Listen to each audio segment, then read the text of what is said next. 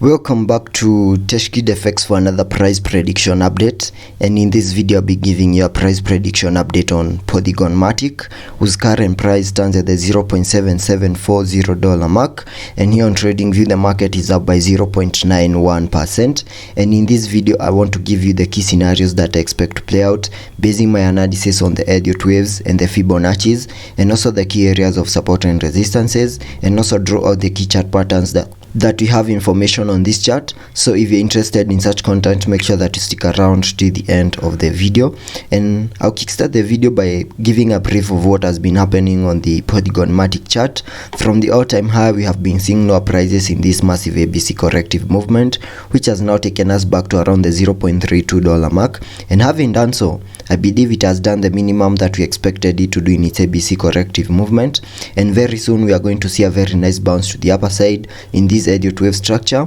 having a wave 5 taking us back to an all-time high. But before we get to an all-time high, we first need to see a first wave to the upper side, and within the first wave over here, we also expect to see a fractal wave in formation according to the Elliot waves guidelines, and I believe that is what is playing out here on the 4-hour chart on the Polygon Matic chart. Jumping to the 4-hour chart for further analysis, you can see I have this Elliot wave structure within a wave 1, that is a fractal wave within a wave 1, where I believe we are in the formation of a wave 4 down here, and once you see the formation of a wave 5 to the upper side, that will be completing a higher Elliot wave count 1. And if I get a little bit into the details of the formation of this fractal wave, so that it can also give me the key scenarios that I expect to play out, after making our low down here, we saw a very nice bounce to the upper side and made a high at around the $0.62 mark for that first wave to the upper side. Then saw a very nice retracement over here in the formation of a wave 2, and using the Fibonacci's, connecting them from the low of the wave 1 to the high of that wave 1,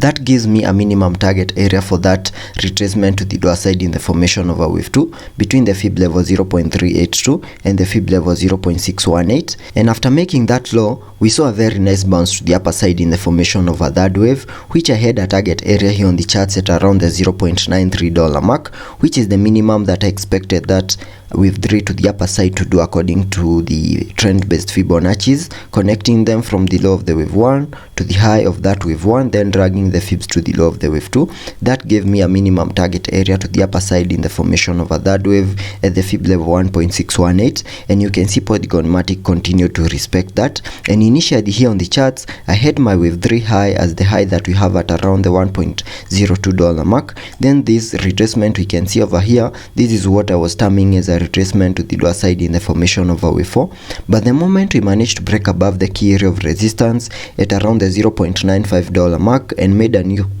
high at around the $1.06 mark, that made me to change scenarios over here, having the new high as the high for that third wave over there. Then whatever we are seeing over here is the formation of a wave 4 to the lower side, and I believe once you see the formation of a wave 4, then we can continue pushing higher in the formation of a wave 5 to complete a higher Elliot wave count 1. And if I get a little bit into the details of the formation of a wave 4, which is a retracement of the third wave, using the Fibonacci's, connecting them from the low of the wave 3 to the high of that wave 3, that gives me a minimum target area for the retracement to the lower side in the formation of a wave 4 between the fib level 0.382 and the fib level 0.618, and I can mark that target area here on the charts like that. That is the minimum target area for that fourth wave to the lower side. And because a wave 4 is a corrective wave, I also expect to see a corrective movement over here, and I believe we are seeing an ABC corrective movement, having this as the wave A, then a wave B making a high at around the $0.94 mark. Then we continued pushing lower in the formation of a wave C, which has now given us a low at around the $0.69 mark, which is within my red target area down here in the formation of a wave 4. So it's very possible that maybe the low is in for that fourth wave to the lower side. And before we saw that breakdown to the lower side, we had been trading within this channel. We managed to break out of that channel to the lower side, so a retest of the lower side of the channel, then lost key areas of support at around the $0.78 mark, and we found support at around the $0.72 mark, which is a key area of support down here. And in that movement, we have also been trading within a channel, and if I jump to the 4-hour chart so that we can see that channel, you can see there is a channel between the 0.7 $0.78 mark and the $0.72 mark,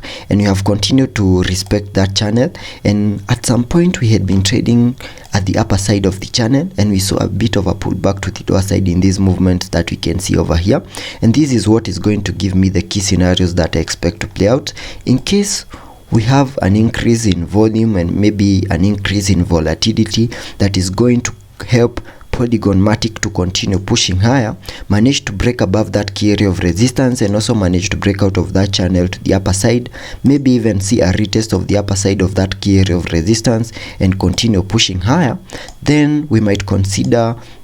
saying that the low is in for that fourth wave to the lower side over here,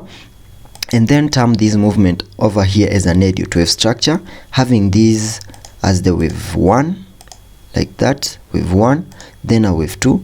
then a wave 3 might be in formation right here, then expect a bit of a retracement to the lower side in the formation of a wave 4, then continue pushing high in a wave 5 to complete a higher Elliot wave count 1. So in case that plays out, then we can name this fractal wave as a higher Elliot wave count 1, which is within a wave 5, and within that wave 5 we will also expect to see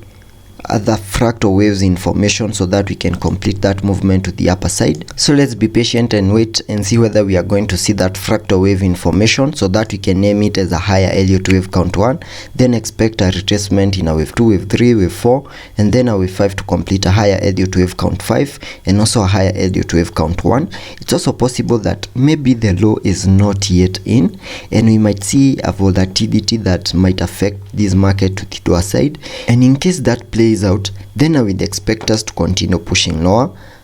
manage to break out of this channel to the lower side and lose that key area of support at around the $0.72 mark, maybe even have a retest of the lower side of the channel of the support, then make a new low below the low that we have at around the $0.69 mark. And in that movement, I would expect us to maximize our red target area by going back to around the $0.66 mark. And we also need to have invalidation points here on the charts because this is an Elliot wave structure. And in case we manage to maximize this